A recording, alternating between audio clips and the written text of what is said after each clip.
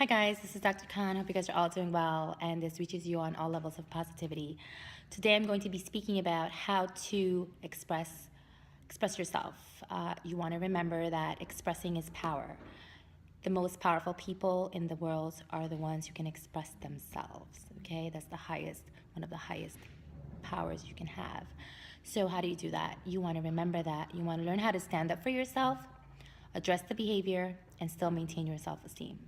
Again, stand up for yourself, address the behavior, and maintain your self-esteem. Sometimes it's very hard to do that when you have to address individuals that are manipulative or have narcissistic tendencies. Quite hard. So it's hard for you if you are a person who have suffered trauma or had a dysfunctional family life. It's very hard for you to confront others and express yourselves. And you do attract individuals who love to basically squash you, meaning not take your feelings into consideration, and it's all about them, and it's all about them, and them, and them, and them. So how do you hold on to yourself and maintain your self-esteem when you address your hurts, your pains, your wants? That's the goal of this recording. Again, how do you hold on to yourself and maintain your self-esteem when you have to express yourself, especially in situations where you have to confront individuals who are very narcissistic, and it's just about them. Them. Okay. So, number one, you want to remember that if you've come from a dysfunctional family or a dysfunctional upbringing, you have some kind of trauma. You either have an attachment trauma, or you have an abandonment trauma, or both.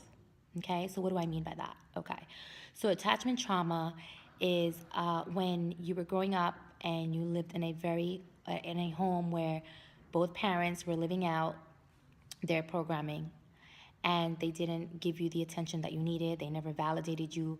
Basically, you just existed in a way that you didn't want to rock the boat. So you just kind of swallowed all your wants, pains, desires, expression, because you didn't want to add on to the chaos that was already in the home.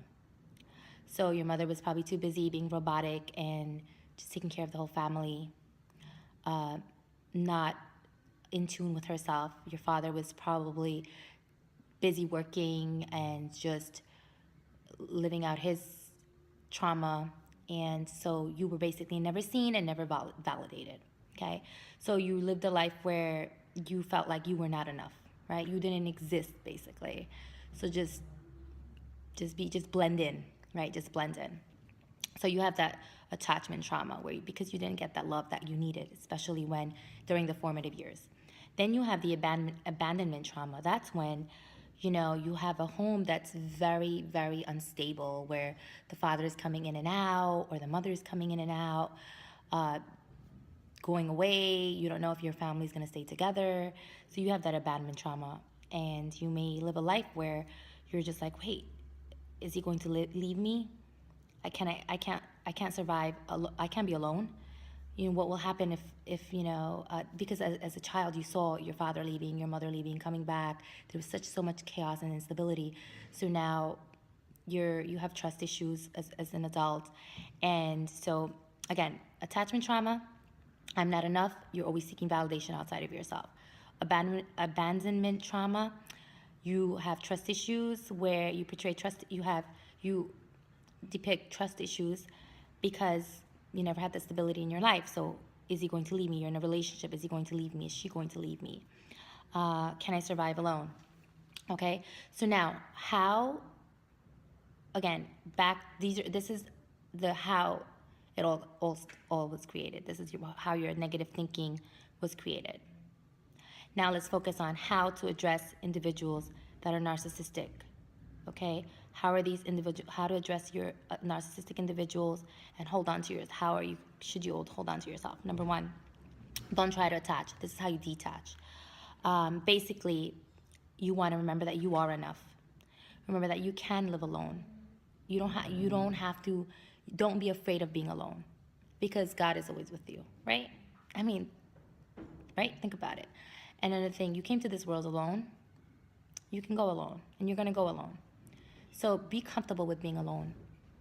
So again, realizing that number so two on two factors. Number one, that you are enough. God loves you, and you're a beautiful being that God loves very much. Number two, you came to this world alone, and you're gonna go alone. Get comfortable with being alone.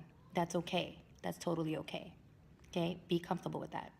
So when you're comfortable with those two factors, what ends up happening is you can detach. You can start detaching and addressing individuals. You can detach and address individuals. So how do you do this? You want to make sure that